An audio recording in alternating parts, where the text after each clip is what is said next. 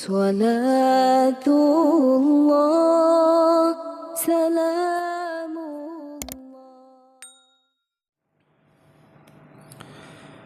Bismillahirrahmanirrahim. Assalamualaikum warahmatullahi wabarakatuh.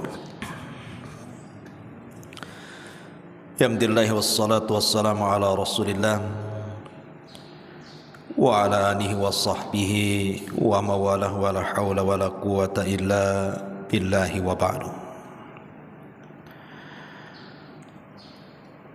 Alhamdulillah, di pagi hari ini kembali kita seduduk untuk bertalabul ilmi,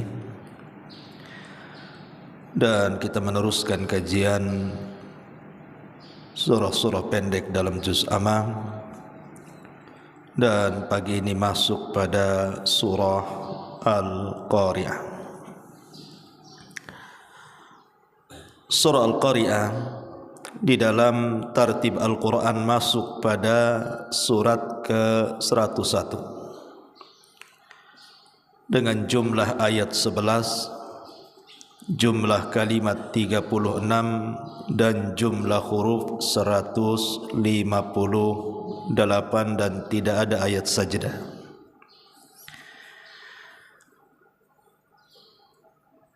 Dan surah Al-Qari'ah termasuk surah Makkiyah, turun sebelum hijrah Nabi SAW, dan umumnya juz amma itu surat-suratnya Makkiyah semuanya. Karena dalam juz amma ini lebih menitik beratkan kepada urusan akidah, terutama keimanan kita tentang hari akhir.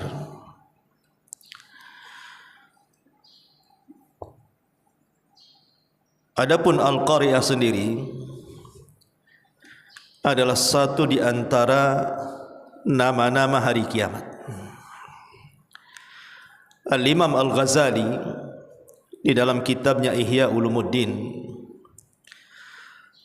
beliau sampai menghitung nama-nama kiamat dalam Al-Quran sendiri. Itu jumlahnya sampai 82 nama. Itu yang tercantum dalam Quran selain daripada hadis-hadis Nabi SAW. Artinya dengan banyaknya nama untuk sebuah kejadian besar yang disebut dengan kiamat, menunjukkan tentang dahsyatnya perkara kiamat ini. Sampai Al-Quran sendiri memberi nama kiamat itu menurut Imam Ghazali tadi 82 nama di luar daripada hadis. Seperti as-sa'atu, yaumal ba'thi, yaumuddin, yaumul hasrah, yaumul fasli, yaumul jam'i, dan begitu seterusnya. Lah salah satunya adalah Al-Qari'ah, satu di antara nama-nama kiamat. Lalu apa makna Al-Qari'ah itu sendiri? Al-Qari'ah itu diambil dari kalimat Al-Qara'u.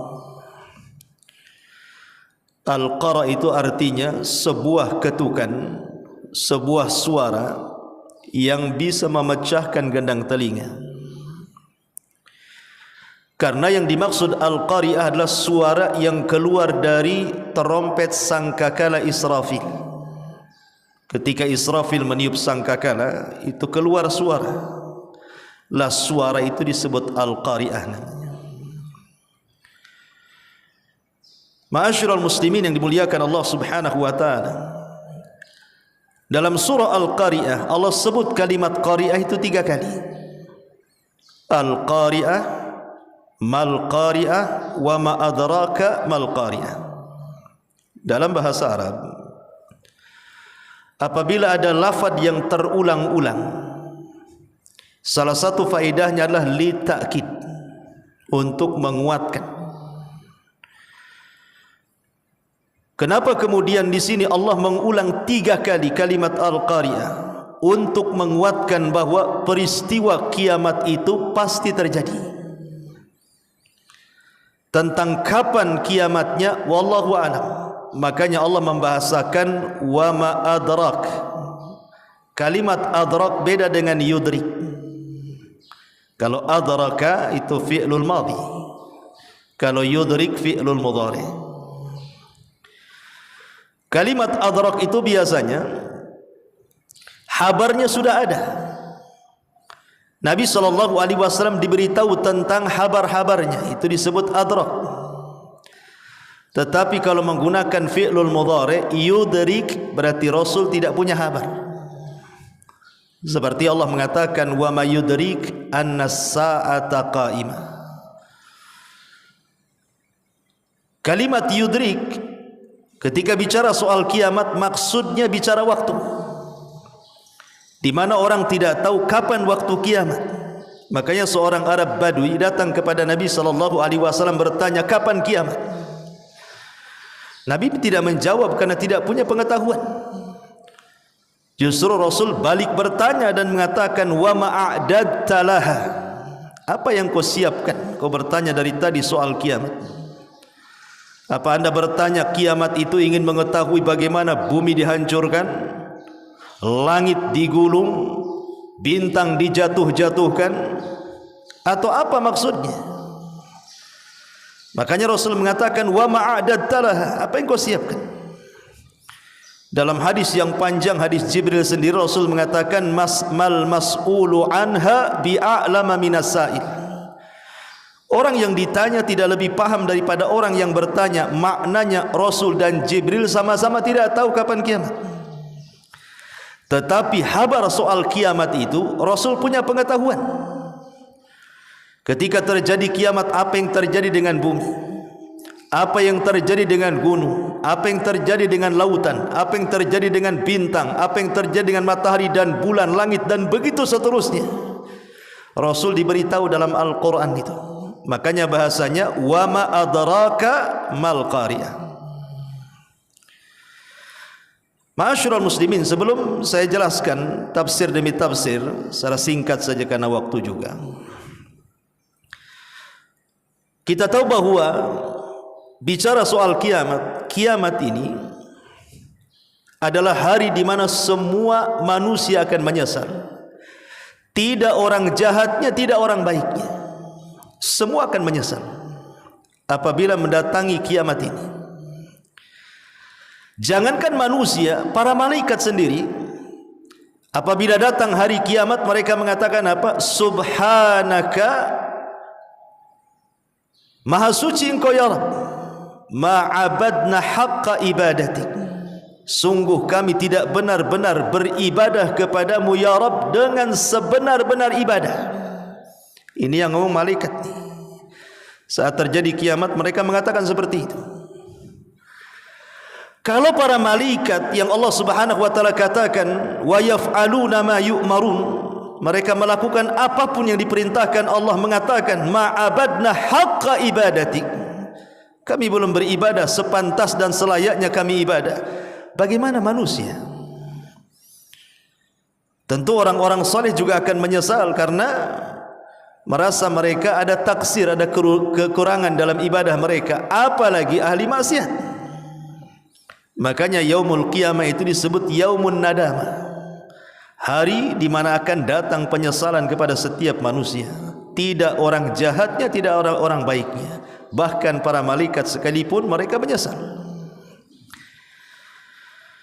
Makanya kenapa beriman kepada hari akhir itu sangat ditekankan dalam Islam, masuk dalam arkanul iman, masuk dalam rukun-rukun iman. Karena beriman dengan adanya kiamat ini memiliki faedah yang sangat banyak sekali. Salah satunya adalah menenangkan orang-orang yang berbuat baik, bahwa setiap kebaikan itu ada balasannya, tidak sia-sia. Dan menenangkan orang-orang yang dizalimi, sekalipun di dunia mereka tidak mampu membalas, tetapi di sana ada balasan, dan balasan Allah itu adalah seadil-adilnya balasan. Ma'asyiral muslimin yang dimuliakan Allah Subhanahu wa taala, di sini Allah mengatakan al-qari'atu mal qari'ah. Al-qari'ah, terjemahannya di sini hari kiamat. Apakah hari kiamat itu? Wa ma adraka mal qari'ah. Tahukah anda apa hari kiamat itu? Yauma yakunun nasu kal farashil mabthuth. Pada hari manusia seperti laron yang berhamburan. Kalimat manusia ataupun dalam bahasa Arab an-nas itu biasanya konotasinya buruk. Kalau Quran menyebut kalimat an-nas itu biasanya konotasinya tidak bagus.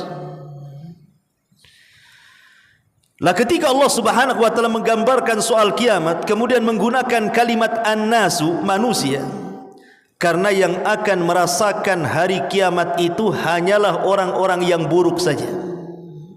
Orang-orang baik tidak akan merasakan kiamat. Karena sebelum terjadi kiamat, Allah Subhanahu wa taala akan kirim angin yang sangat sejuk sekali. Kemudian akan menerpa setiap ketiak-ketiak orang-orang yang beriman walaupun memiliki iman sebiji zarah, dan akan mencabut ruhnya. Ketika tidak ada satupun orang yang beriman hidup, maka Nabi SAW mengatakan la taqumus sa'ah illa ala syiraril khalqi. Tidak mungkin tegak hari kiamat kecuali ditimpakan kepada manusia yang paling buruk yang ada di permukaan bumi. Dari sini kita tahu bahwa orang-orang yang beriman tidak akan merasakan kiamat. Yang merasakan kiamat itu orang-orang kafir, orang yang paling buruk yang hidup di permukaan bumi. Makanya konteksnya menggunakan lafaz an-nasu. Yauma yakunun nasu kal farashil mabthuth wa takunul jibalu kal ihnil manfush. Dan juga engkau lihat gunung-gunung seperti bulu kapas yang diterbangkan, yang dihambur-hamburkan. Gunung ini makhluk yang berat, tetapi ketika terjadi kiamat, bumi gunung ini berawal dari tercabut dari pasaknya, kemudian bergeser, kemudian terangkat ke langit, kemudian dibenturkan satu dengan yang lainnya, maka gunung yang kokoh itu seperti kapas karena menjadi pasir yang terhempas angin ke sana kemari, dan itu menunjukkan dahsyatnya hari kiamat. Pertanyaan pun muncul, kiamat ini apakah cuma terjadi satu hari saja? Ataukah 2 hari, 1 pekan, 1 bulan, 1 tahun? Maka Allah Subhanahu wa taala gambarkan di dalam Al-Quran sendiri bahwa kiamat itu terjadi 50.000 sana, 50.000 tahun. Itulah jarak kiamat, mulai dari kehancuran sampai peristiwa-peristiwa setelah kiamat dibangkitkan. Ma'asyiral muslimin yang dimuliakan Allah Subhanahu wa taala, tadi saya sudah singgung bahwa Al-Qari'ah itu berasal dari tiupan sangkakala yang ditiup Israfil. Berapa kali Israfil meniup sangkakala? Terjadi silang pendapat di antara para ulama ketika mereka memahami kalimat dalam surah Az-Zumar ayat 68, wa nufikha fis suri fasa'iqa man fis samawati wa man fil ar illa man sya'allah thumma nufikha fihi ukhra fa idahum qiyamun yanzurun.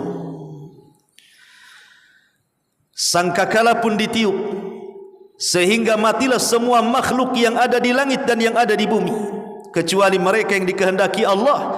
Kemudian ia tiup sekali lagi, seketika itu mereka bangun dari kubur-kubur mereka dan menunggu putusan-putusan Allah. Dalam ayat yang lain, wa yauma yunfakhu fis suri fa fazi'a man fis samawati wa man fil ar illa man sya'allah wa kullun atauhu dakhirin. Dan ingatlah hari ketika ditiupkan sangkakala, maka terkejutlah segala yang ada di langit dan yang ada di bumi kecuali siapa yang dikehendaki Allah, dan mereka semua datang menghadapnya dengan merendahkan diri. Ulama akidah mengatakan bahwa tiupan Israfil itu 3 kali. Yang pertama disebut tiupan kejutan, yang kedua disebut tiupan kematian, dan yang ketiga disebut tiupan kebangkitan.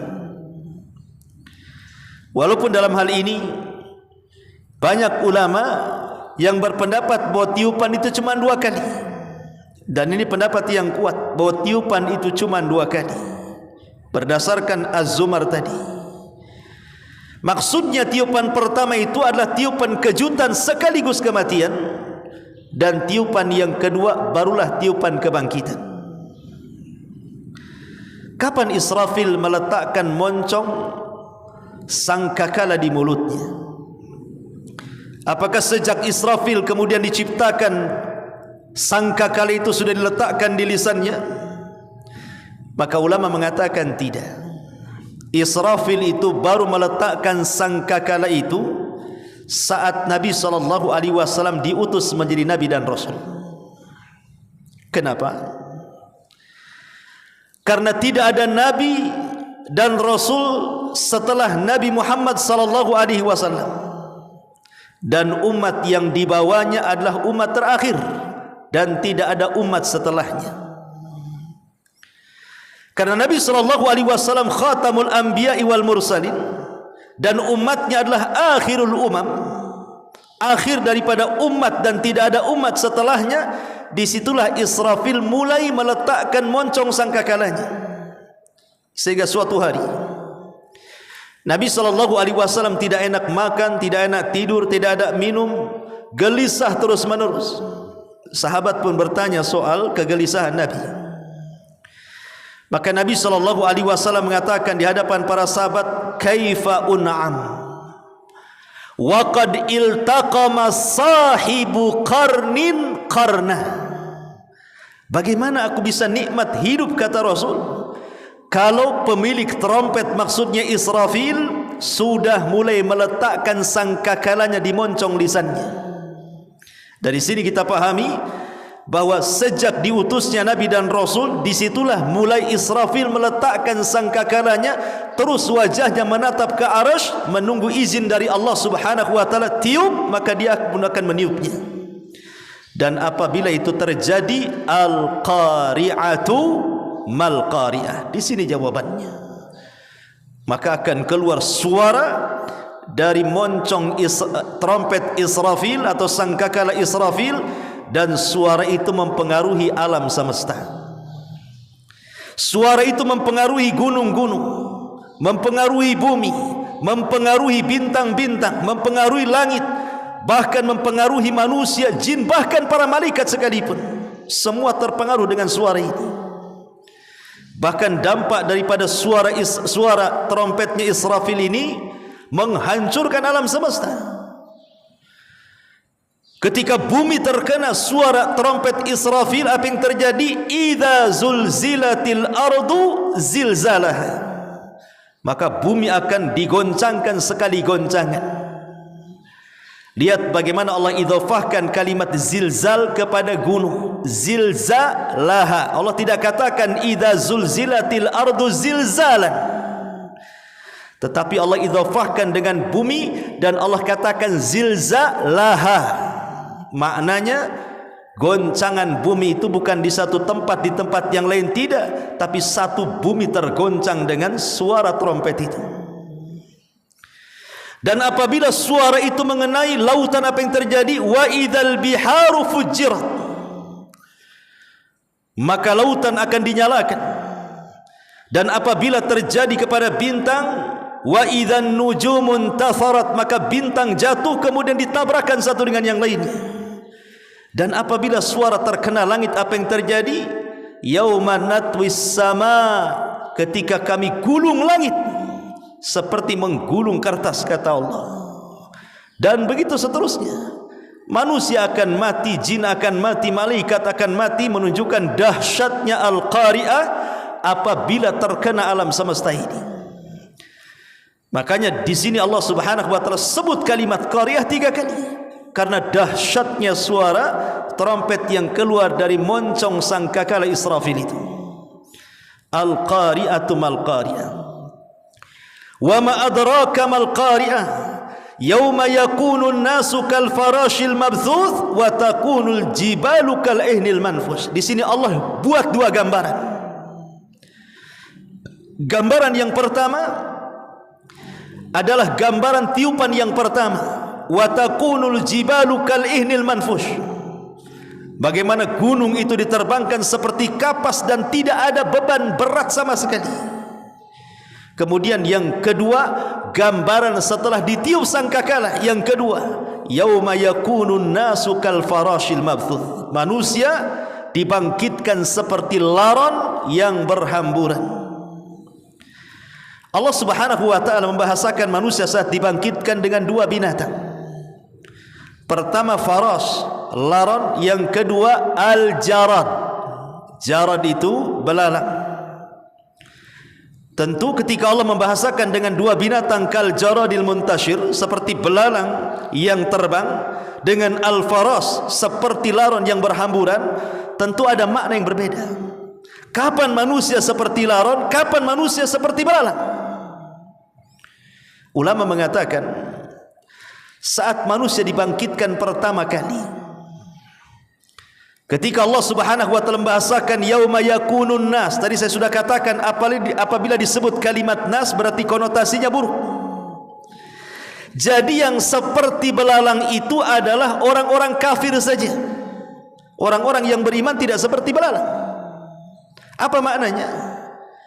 Maknanya ketika manusia dibangkitkan, orang-orang kafir itu mereka akan lari satu dengan yang lainnya. Yauma yafirrul mar'u min akhi wa ummihi wa abi wa sahibatihi wa banih likulli imri'in yauma idzin sya'nun yughni.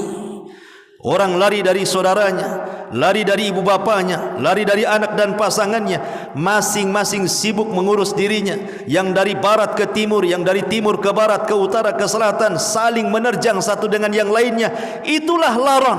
Anda lihat laron kalau terbang, kalau ada listrik nih, datang kumpulan laron ke listrik, apa yang terjadi? Laron itu terbang tidak beraturan, terkadang nabrak satu dengan yang lainnya. Tahu-tahu besok paginya sayapnya sudah berserak di tembok dan mereka pun sudah terjatuh.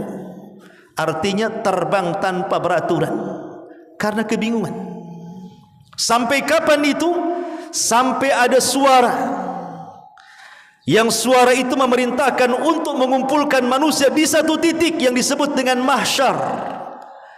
Disitulah Allah bahasakan dengan kal jaradil muntashir, seperti belalang yang terbang. Karena belalang itu kalau terbang dengan koloninya, maka dia akan rapih terbangnya, dia tidak akan berhampuran seperti laron.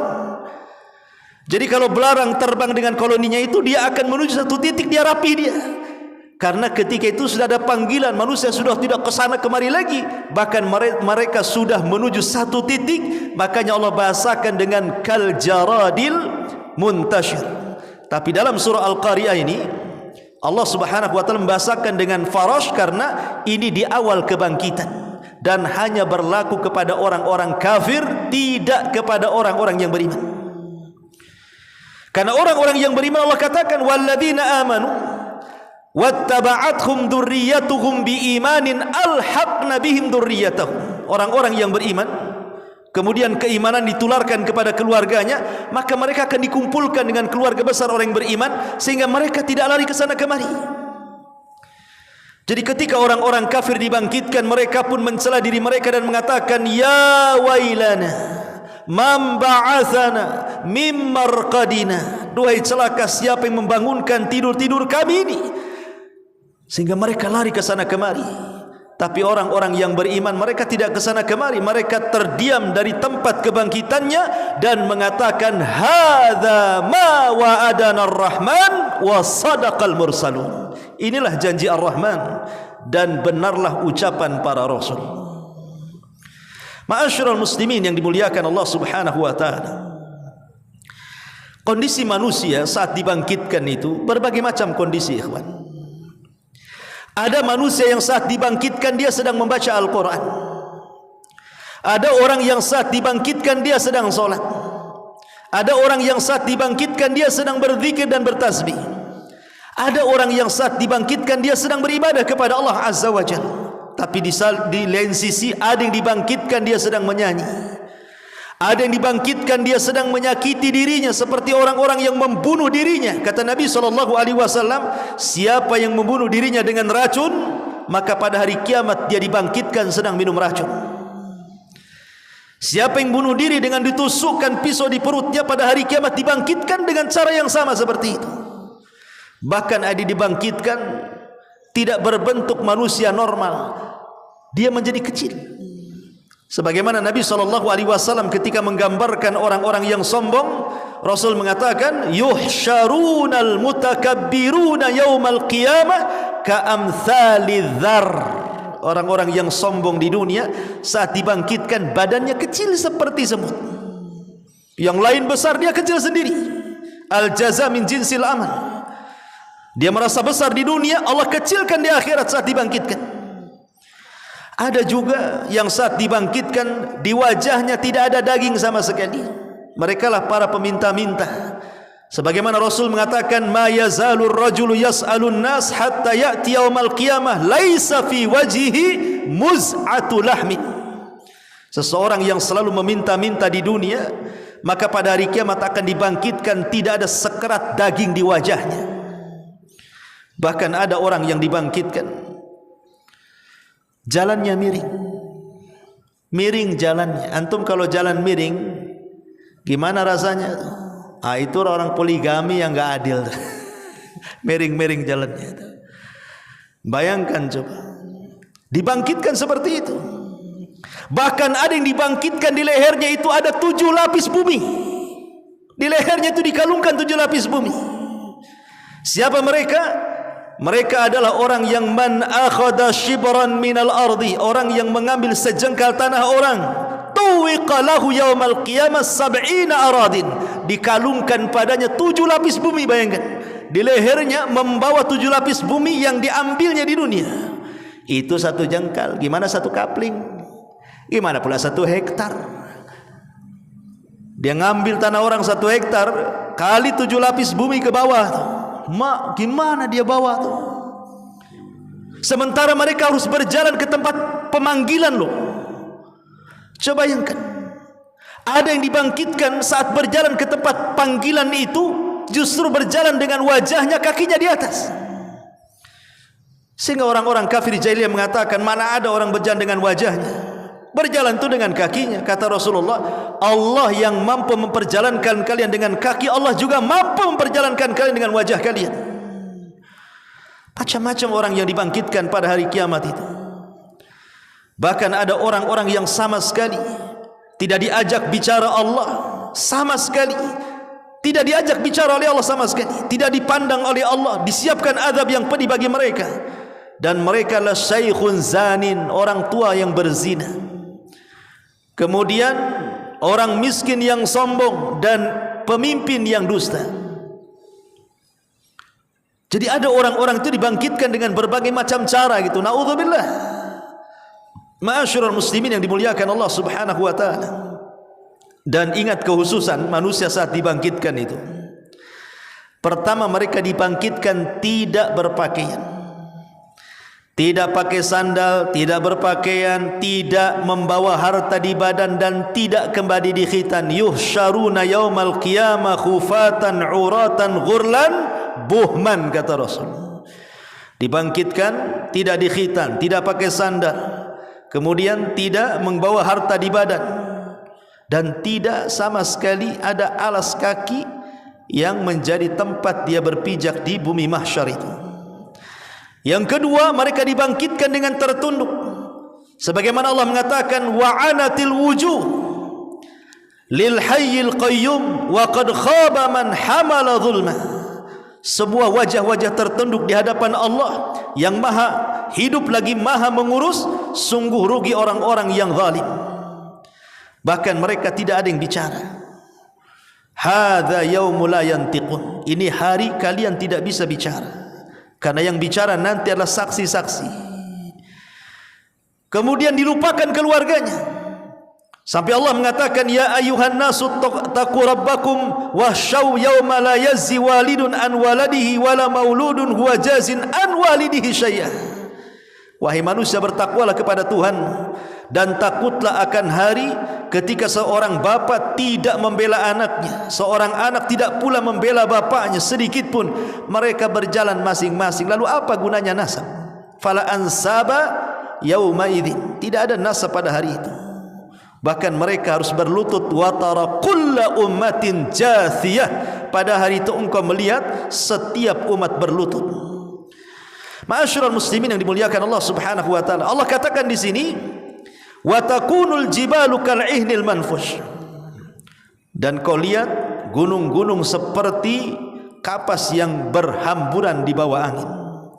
Kemudian Allah mengatakan, fa amma man thaqulat mawazinu fa huwa fi 'ishatir radiyah. Wa amma man khaffat mawazinu fa ummuhu hawiyah wa ma adraka ma hiya narun hamiyah. Adapun orang-orang yang berat timbangannya, maka mereka berada dalam kehidupan yang memuaskan dalam kesenangan. Adapun orang-orang yang ringan timbangannya, maka tempat kembalinya mereka neraka hawiyah. Dan tahukah kamu apa neraka hawiyah itu? Narun hamiyah, api yang sengaja dipanaskan. Di sini kita tahu bahwa peristiwa-peristiwa setelah kematian atau setelah kiamat itu banyak.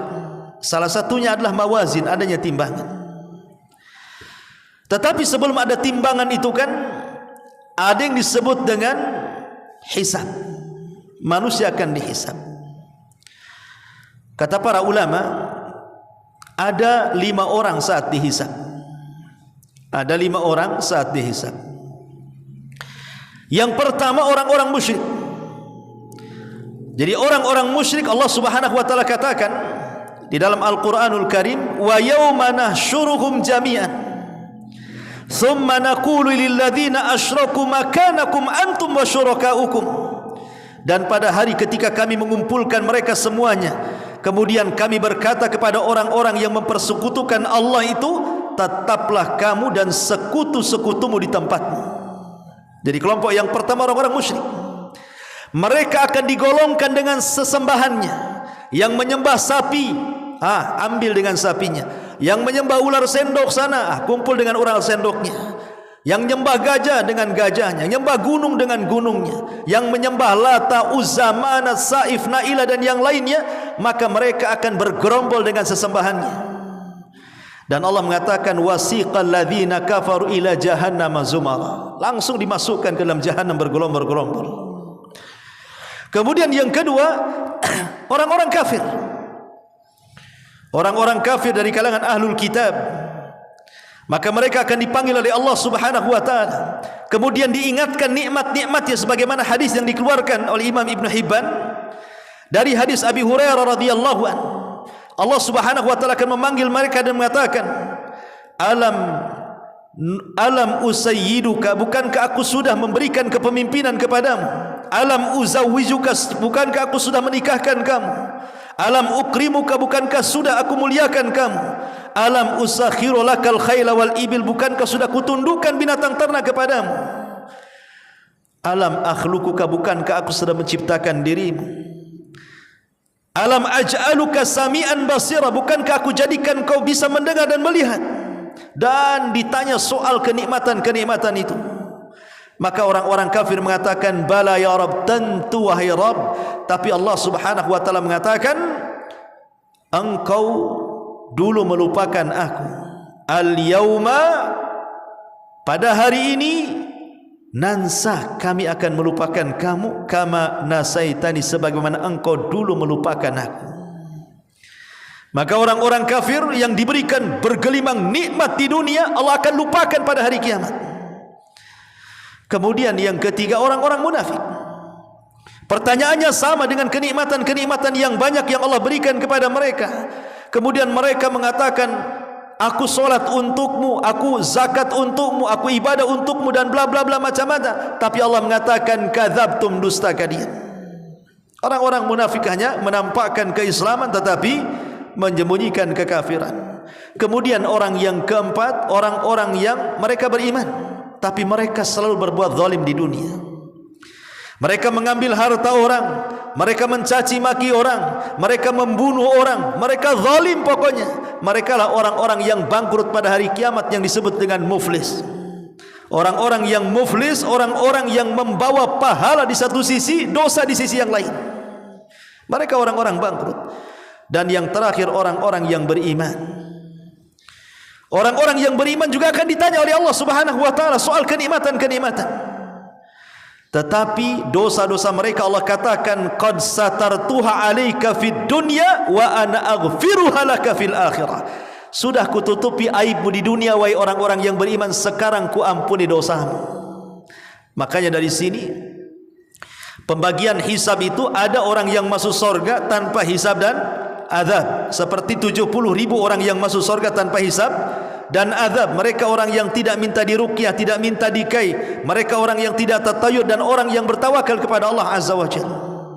Kemudian di antara mereka ada yang dilalap langsung oleh api neraka dan mereka orang-orang kafir. Bahkan neraka sendiri akan mengeluarkan lehernya.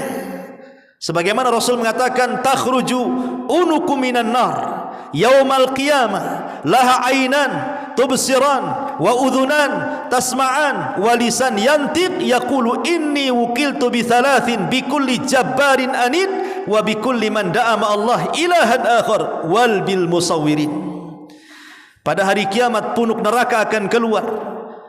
Ia bermata dua, bertelinga dua, bermulut satu, seraya berkata, aku diserahi 3 macam orang yang aku akan lahap mereka. Pertama, orang-orang yang sombong dan congkak, lagi membangkang. Yang kedua, orang-orang yang menyeru Tuhan selain daripada Allah. Dan yang ketiga, para penggambar yang suka menggambar makhluk-makhluk yang bernyawa.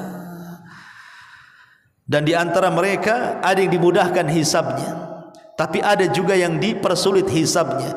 Sehingga menjadi khilaf ulama, apakah setiap manusia di padang mahsyar itu berlaku sama? Khamsina alfasana 50.000 tahun. Tidak, 50.000 tahun berdiri di padang mahsyar dengan matahari 1 mil di atas kepala, bahkan keringat bercucuran. Dalam musnad Imam Ahmad, keringatnya ini sampai berapa? 30 hasta. 1 hasta itu segini ya, 30 hasta berarti 15 meter. Bercucuran keringatnya itu sampai 15 meter itu. Sehingga kalau seandainya ada perahu dijalankan, bisa jalan di situ. Makanya ada yang tenggelam dengan keringatnya selutut, ada yang tenggelam dengan sepusar, ada yang sedada, ini tenggelam sesuai dengan amalan mereka. Ya. Naudzubillah. Tetapi orang-orang kafir sudah jelas tuh, 50.000 tahun. Adapun orang-orang yang beriman termasuk tergantung hisabnya. Kalau hisabnya mudah, mereka tidak akan lama. Bahkan ada yang direct masuk surga, seperti orang-orang yang tanpa hisab dan azab. Tapi orang-orang yang hisabnya sulit, apa sih bedanya hisab sulit dengan hisab mudah itu? Kalau hisab sulit itu ada bantah-bantahan antara Allah dengan hambanya. Makanya Rasul mengatakan manukisha halak. Siapa yang terjadi perdebatan saat hisab, celaka dia. Maksudnya ketika Allah Subhanahu wa taala bertanya soal dosa kepada kita, kemudian kita mengelak. Oh tidak ya Rabb, aku tidak berzina, aku tidak membunuh, aku tidak ini, aku tidak itu. Ini sudah terjadi perdebatan namanya. Tidak mengakui dosa-dosanya. Ketika mereka tidak mengakui dosa-dosanya, didatangkan saksi-saksi akhirnya. Bumi jadi saksi, langit jadi saksi, anggota badan jadi saksi. Mereka tidak bisa mengelak. Itu namanya hisab yang sulit.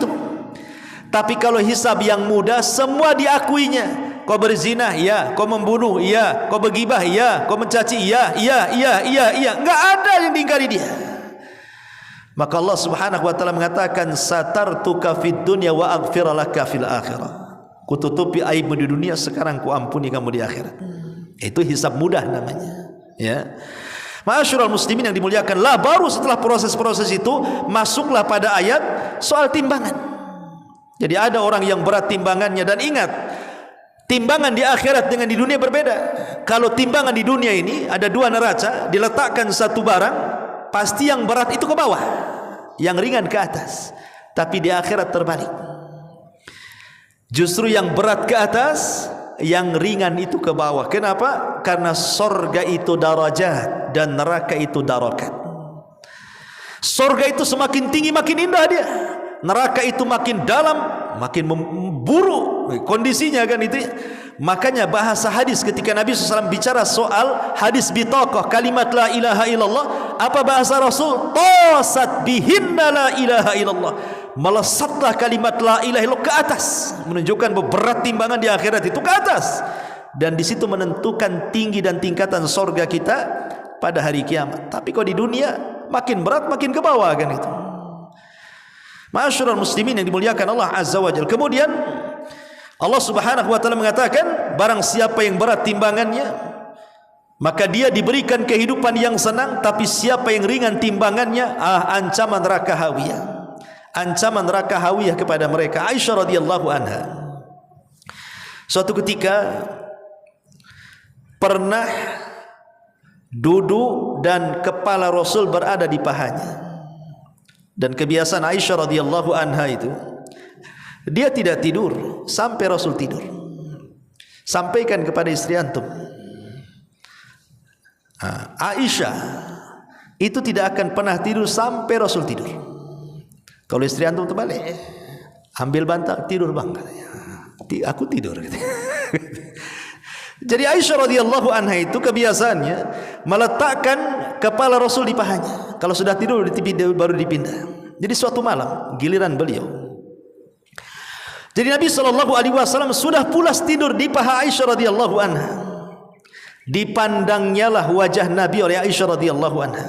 Entah kepikiran soal apa, tiba-tiba Aisyah menangis. Tetesan air mata Aisyah ini jatuh tepat di pipi Nabi. Sontak Rasul terbangun. Kemudian Rasul duduk memandang wajah istri tercintanya dan mengatakan, lima tabki wa lima dum. Kenapa kau menangis dan kenapa air matamu? Kira-kira apa yang dipikirkan Aisyah? Apa dia menangis karena rumahnya kecil, 2 meter kayak 2 meter gitu? Menangis karena enggak ada gelang emas di kaki dan tangannya, atau menangis gara-gara tambahan belanjanya kurang atau apa? Tidak. Aisyah radhiyallahu anha menangis ketika ditanya Rasul, walima tabkin walima dumu. Apa kata Aisyah radhiyallahu anha? Tadzakartu yaumal qiyamah. Aku mengingat hari kiamat wahai Rasul. Kemudian Aisyah radhiyallahu mengatakan, hal tadhkuru bi ahlika yaumal qiyamah. Rasul, apakah kau akan ingat diriku pada hari kiamat? Atau justru kau sama sekali tidak ingat diriku pada hari kiamat? Maka Nabi SAW mengatakan, ya Aish, amma fi thalathati mawatin fala yadhkur ahadun ahada. Wahai Aisyah, adapun di 3 tempat tidak mungkin aku ingat siapapun. Ini Nabi loh. Bagaimana kita? Adapun di 3 tempat kata Rasul, aku tidak ingat siapapun, tidak istri, tidak anak. Kemudian Nabi SAW menyebutkan 3 tempat itu. Pertama, indal mawazin kata Rasul, di tempat penimbangan amal. Manusia tidak akan ingat siapapun.